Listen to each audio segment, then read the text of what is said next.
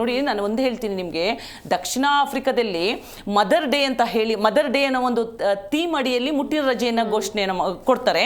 ಅಲ್ಲಿ ಏನಾದರೂ ರಜೆಯನ್ನ ಕೊಡ್ಲಿಲ್ಲ ಅಂತ ಹೇಳಿದ್ರೆ, ಯಾವ ಒಂದು ಸಂಸ್ಥೆ ಆ ಮಹಿಳೆಗೆ ತನಗೆ ರಜೆ ಅವಶ್ಯಕತೆ ಇದೆ ಈ ದಿನ ಅಂತ ಅಂದಾಗ ಆಕೆಗೆ ರಜೆ ಕೊಡಬೇಕು. ಕೊಡ್ಲಿಲ್ಲ ಅಂತ ಹೇಳಿದ್ರೆ ಅವ್ರಿಗೆ ಕಾನೂನಾತ್ಮಕಗೂ ಕೂಡ ನಾವು ಕ್ರಮವನ್ನ ಜರುಗಿಸುವಂತಹ ಒಂದು ಕಾನೂನನ್ನು ಕೂಡ ಜಾರಿಯನ್ನ ಮಾಡಿದೆ. ಹೀಗೆ ವಿಶ್ವದಾದ್ಯಂತ ಕೂಗು ಬಂದಿದ್ದು, ನಮ್ಮ ಭಾರತದಲ್ಲೂ ಕೂಡ ಇದನ್ನ ಅಳವಡಿಸ್ಕೊಂಡು ಬಂದಿದೆ.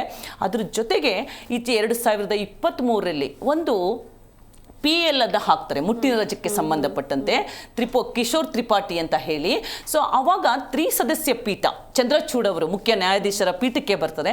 ಅವರು ಕೇಂದ್ರ ಸರ್ಕಾರಕ್ಕೆ ಏನು ಇದನ್ನ ಕೊಡ್ತಾರೆ, ಒಂದು ಗೈಡ್ಲೈನ್ಸ್ ಅನ್ನ ಕೊಡ್ತಾರೆ. ಸೊ ಎಲ್ಲ ರಾಜ್ಯಗಳೊಂದಿಗೆ ನೀವು ಚರ್ಚೆಯನ್ನ ಮಾಡಿ ಈ ಒಂದು ಕಾನೂನಾತ್ಮಕವಾಗಿ ನೀತಿಯನ್ನ ರೂಪಿಸಿ ನೀವು ಇದನ್ನ ಜಾರಿಗೊಳಿಸಬೇಕು ಅಂತ ಹೇಳಿ ಅದನ್ನ ಕೊಡ್ತಾರೆ.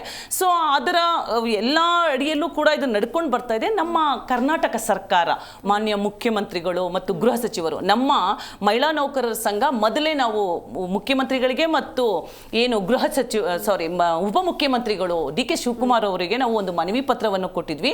ಸೊ ಅವರು ನಮ್ಮ ಮನವಿಯನ್ನು ಕೂಡ ಪರಿಗಣಿಸಿದರೆ, ಅದೇ ವಿವಿಧ ಸಂಘಟನೆಗಳು ಕೂಡ ಕೊಟ್ಟಿದ್ದಾರೆ. ಅದರಲ್ಲಿ ಹೆಚ್ಚಿನ ಪಾತ್ರವನ್ನು ವಹಿಸಿರುವುದು ಕರ್ನಾಟಕ ಸರ್ಕಾರಿ ನೌಕರರ ಸಂಘ ರಾಜ್ಯಾಧ್ಯಕ್ಷರಾದಂತಹ ಷಡಕ್ಷರಿ ಅವರು.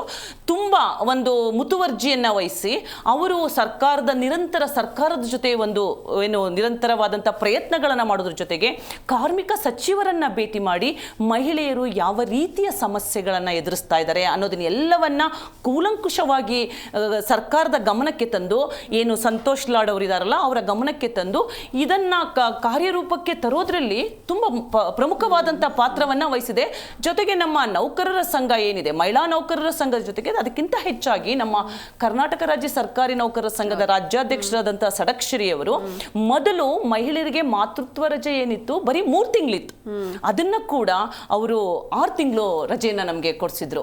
ಸೊ ಇವೆಲ್ಲಾ ಕೆಲಸಗಳನ್ನ ಅವರು ಒಟ್ಟೊಟ್ಟಿಗೆ ಮಾಡ್ಕೊಂಡು ಬರ್ತಾ ಇದ್ದಾರೆ. ಅದ್ರ ಜೊತೆಗೆ ನಮ್ಮ ಮಹಿಳಾ ನೌಕರರ ಸಂಘನೂ ಕೂಡ ಬಲವಾಗಿ ಈ ಒಂದು ಬೇಡಿಕೆಯನ್ನ ಇಟ್ಟಿತ್ತು.